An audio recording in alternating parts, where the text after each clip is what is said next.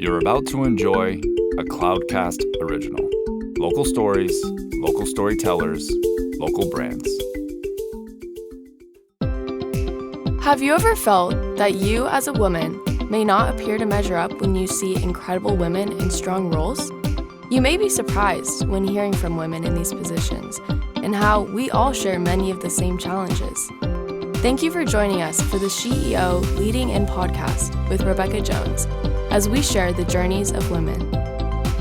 Hello, I'm Rebecca Jones, your host of SheEO. We're on an exploration together to discover more about the personal journeys of incredible women in both career and life.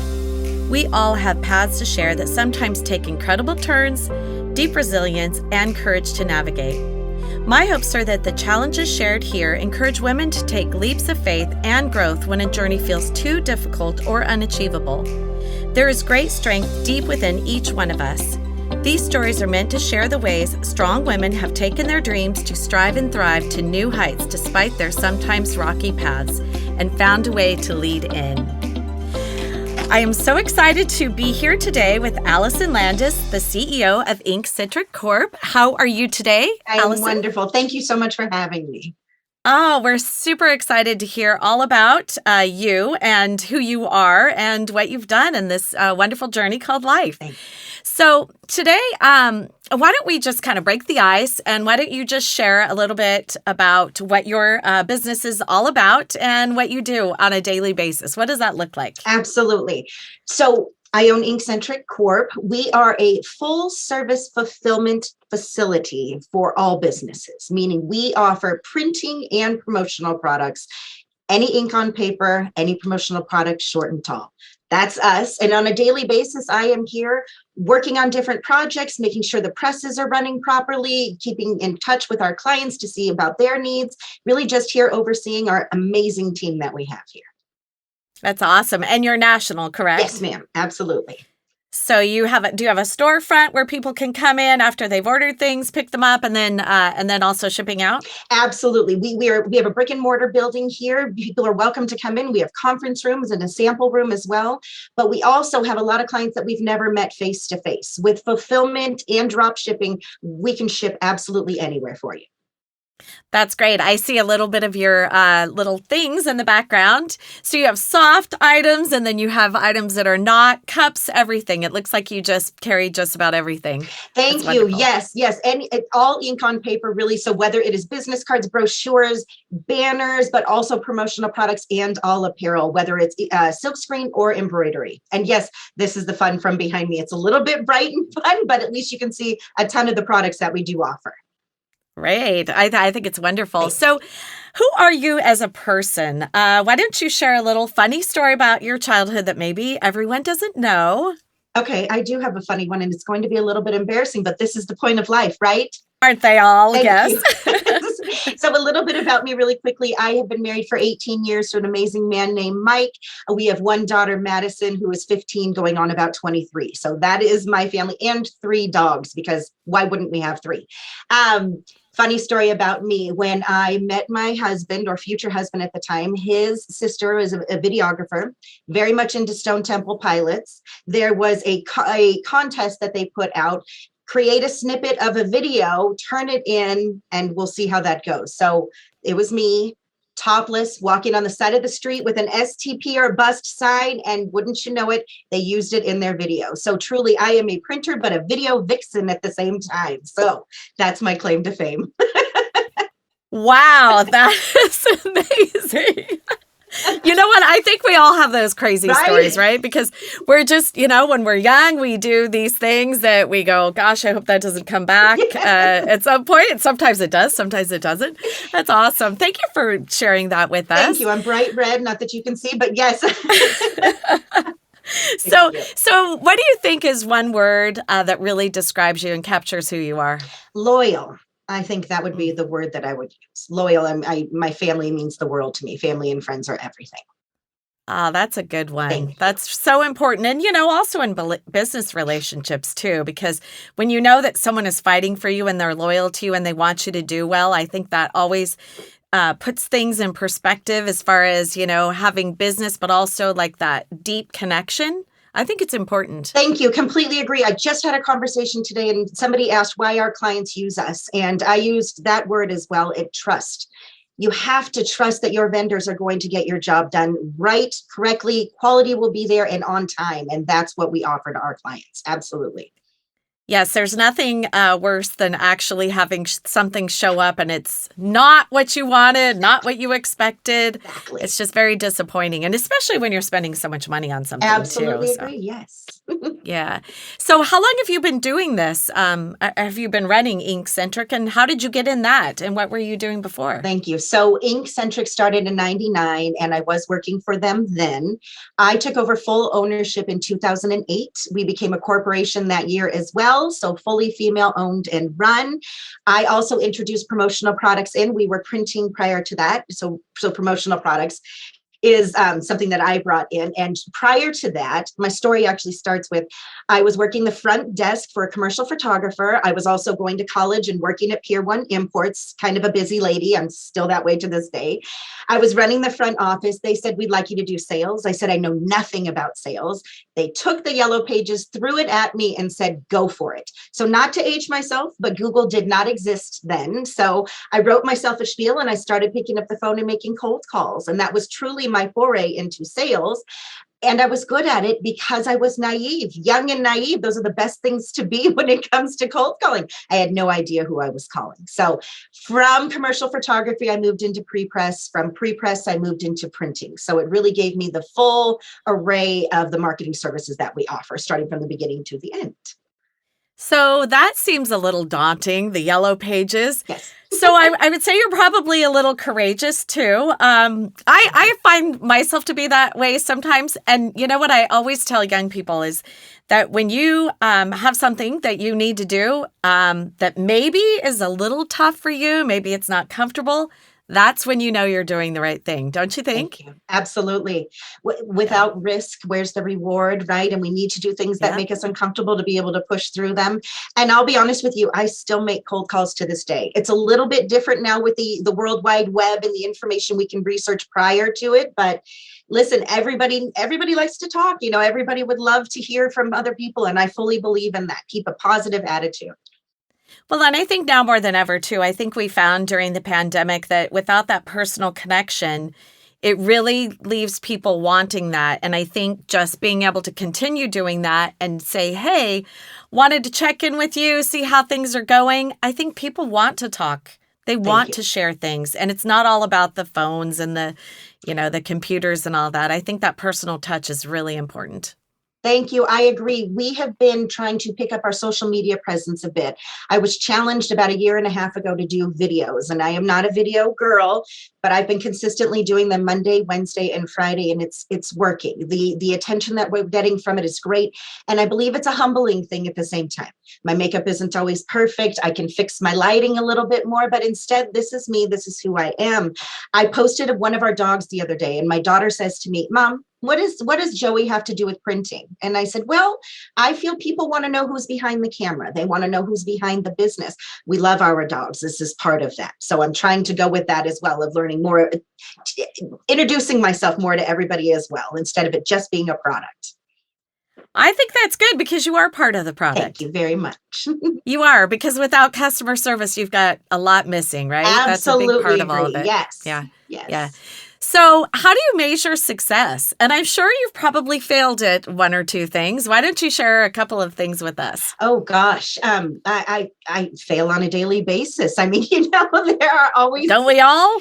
there are always the ups and downs. Okay, here's a funny story. So I was in my 20s when we got Galpin Motors, the big car automotive dealership over here, from a cold call. And one of our fellow vendors says to me, you're a rainmaker.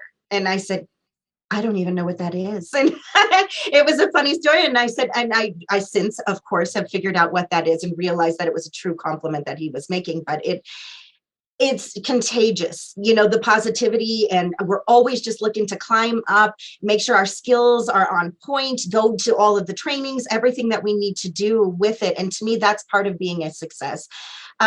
being happy, not worrying as much as I'd like to do. That's all part of it as well. One foot in front of the other and one day at a time, especially during the pandemic.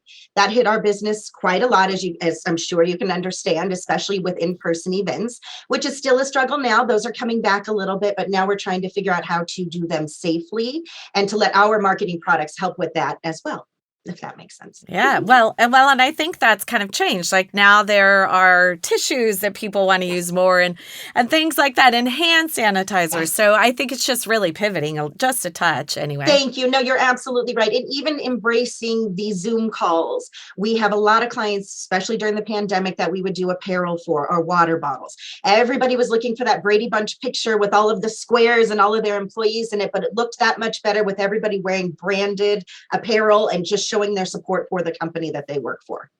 Yeah, definitely. So you mentioned you have a 15-year-old daughter. My daughter is now 21, so I definitely could relate to that. And I tell people all the time, when you blink, they're going to be in college and you're going to think, gosh, I really want those times back. So how do you balance it all? Because I know for me, I had moments that I struggled. Times were easier sometimes. Sometimes they were tougher. Tell me how you do that. Great question. Thank you. And I have to start with, my daughter's name is Madison, and she's absolutely amazing. She just pulled a 4.3 GPA in the last semester. So incredibly proud of her.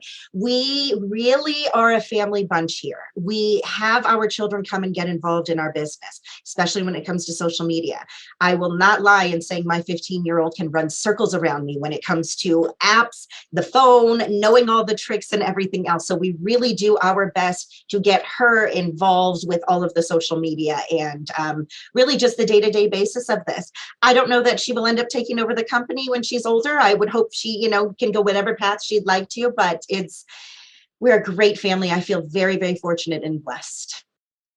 That's wonderful. So does she tape your social media, or is she part of it? How does that work? So she's part of it, and she loves to critique her mother, of course, on different things. But she, this is silly, but she knows how to make a video silent. I haven't learned that skill yet, so she'll do those with me. And we get involved.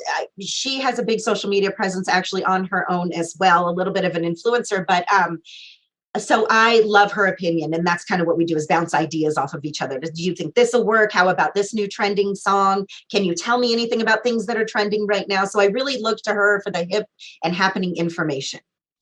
And I think that's important, that we look to all different age types to really up our game and our presence and trying to get information out. I think it's great that you're doing that. Thank you very much. And I think a lot of people can learn from that for sure.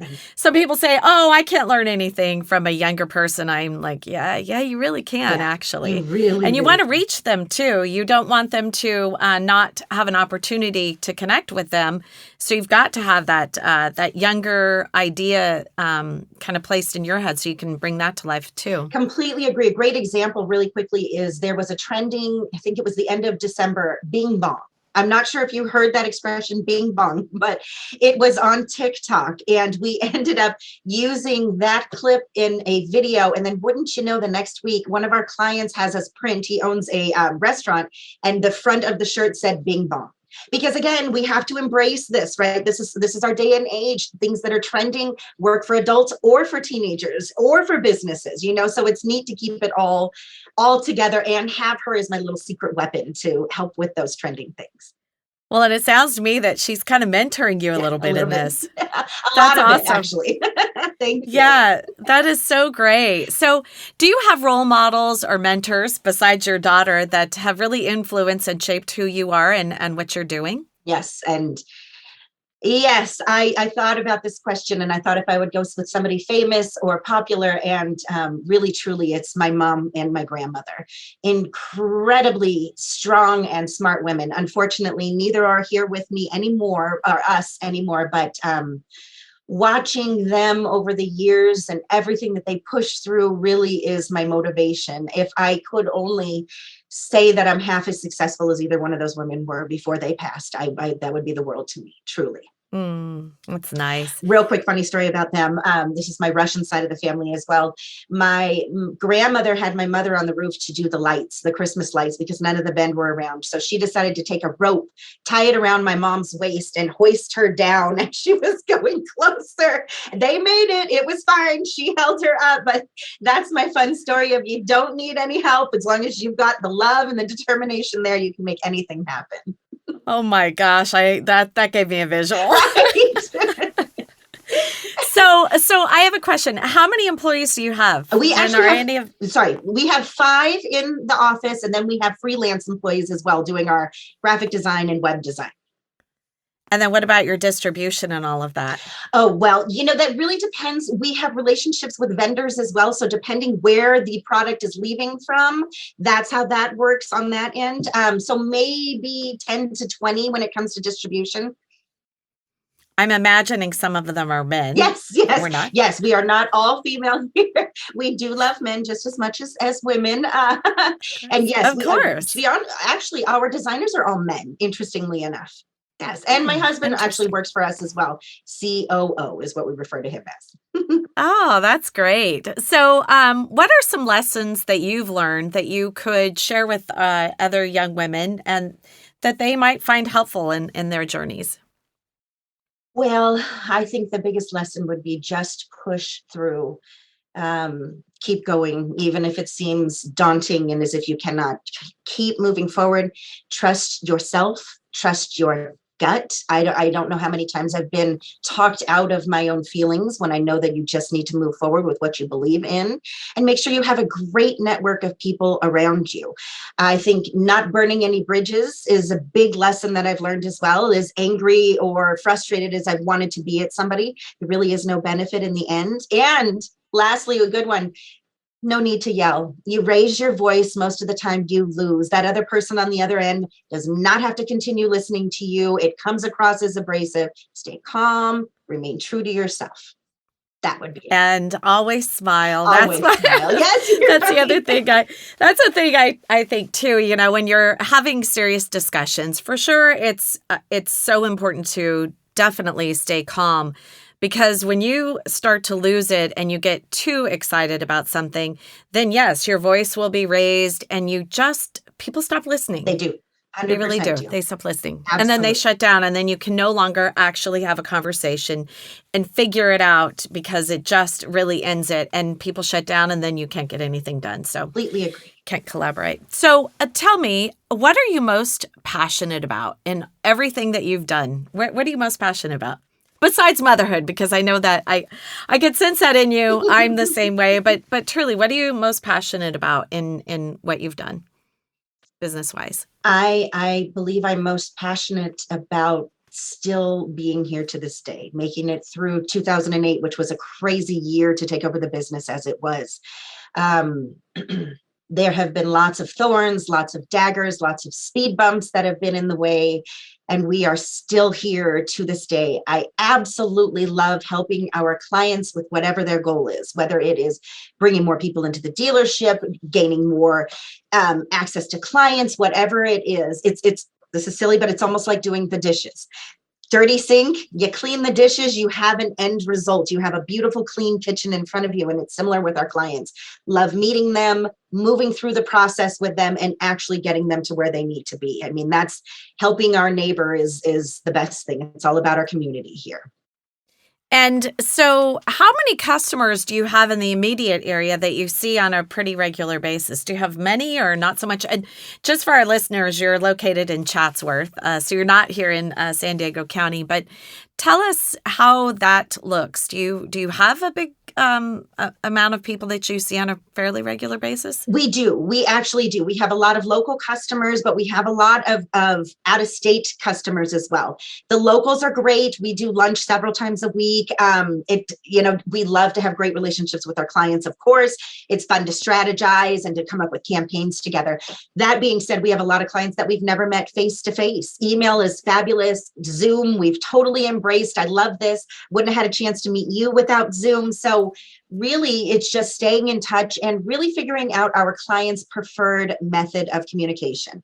We have a lot that prefer text, believe it or not. It's quick, it's easy, their phone is right in their hands, lickety split, but we have a lot that would rather speak in person. And so we really adapt to whatever the client is looking for. That's great. So I do have a question for you. So you worked for Inkcentric and then you decided to purchase it. Yes. How did that look? Because that is something that a lot of women don't think about. I think a lot of people in general don't think about. You're working for a company, you love it. What made you even think about that? Thank you. Thanks for the question. Well, it was funny for years working for Inkcentric before I took over. I was happy, I thought, to have a backseat. I thought, oh, let them deal with the stress. I'm not the owner. That's not up to me. And in 2008, it came to the time where the current or the previous owner wasn't making the correct decisions that were beneficial to the company. And at that time, he had decided he wasn't wanting to move forward at all. And so of course, the question to me was, do I want to continue this? Do I want to do something else? And I absolutely wanted to continue it. We had built such great relationships with our customers that it was something I did not want to let go. I really saw the potential with it. I received some flack from my parents thinking, what are you doing? And is this the right decision to make? And you know what? It has been, 2008, it's been 14 years at this point, and I love it. Is it stressful? Absolutely. But the benefits far outweigh the negatives. It just, I love what I do. I really do. And I hope that shows.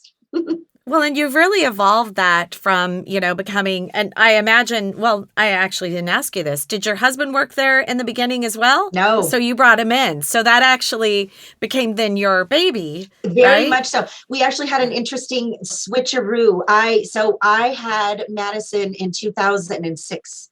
I took over in 2008. My husband ended up being a stay-at-home dad. Very different. He worked for a small company. We had some construction going on in the house. We both said, hey, why don't you stay home and try this? So he did that for the first 10 years of her life before he jumped on board with us. And that, of course, came with confusion for other people. Why is there a dad at the mother's meeting and everything else? But you know what? It worked for our family and no regrets whatsoever. Well, and that's the thing about stereotypes. Yes. It doesn't mean they're right just because they're a stereotype. And I think things are really evolving. Absolutely agree. My husband's friends love it all the time. Wait, so you work for your wife? So this is a little bit different. And every time I'm like, look, yes. And there's no power struggle with us. Truly, what's mine is his. Thankfully, that is just the way, and vice versa. Thankfully. And that's just the way that we do it. It's a team. I cannot do this without him and vice versa for him. Well, I'm glad you said the team thing because teams are important. Very. Nobody can get anything done by themselves. And I think talking to young women or anyone in general that you want to encourage to take a leadership role, you can't do it alone. No, you really It is not going to happen. It is not going to happen. Absolutely. So when you think about what's next for you, I wonder what that's going to be. Do you have any big plans coming up? Really, I really want to grow Inkcentric even further, even more so than where it is now. And a bigger online presence is one of the goals for us. Growing, adding more sales team on would be a great thing for us. In the short time, Madison is turning 16 in June, and we are taking a trip to Hawaii. We haven't been traveling much at all, so that is very interesting to me. And I can't wait to see what she decides about college. We still have 2 more years, but so that's what's on the forefront for us. And she's getting her license in the summer as well. So lots of scary stuff, but very much looking forward to it all. Hold on tight because that is very stressful. I can't even articulate that. Oh gosh, it's so stressful. Remember when we went to high school, we took driver's ed there and then you got your license after that. Now there's behind the wheel training and all of this stuff that we need. It's all out there. I remember, and I don't know if she's excited to learn to drive, but when my kids were learning to drive, or when they turned 16, they were like, oh, I don't really want to learn how to drive. And I said, what are you talking about? You have to. I can't drive you everywhere. It's too hard. You've got all these extracurricular activities. And I remember once they first got their licenses, they went, Oh my gosh, Mom, I had no idea. I had no idea it would feel like this. This freedom. Right? I remember the first time I got mine. This is a really funny story. When I first got my license, the first thing I did was jump in the car and I drove to get a Slurpee. I don't know why a Slurpee, but I went to get a Slurpee and I thought, oh, I've made it. Yes. This is freedom. Yes. I get to go and get my own Slurpee by myself and no one's looking over my shoulder. No one's waiting out in the car. It's all me.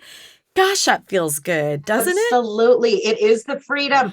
My birthday is December 24th. On Christmas Eve, I had my mom at the DMV in the morning. That's how adamant I was that I had to have my license. And you're right. It was the freedom. It's interesting now.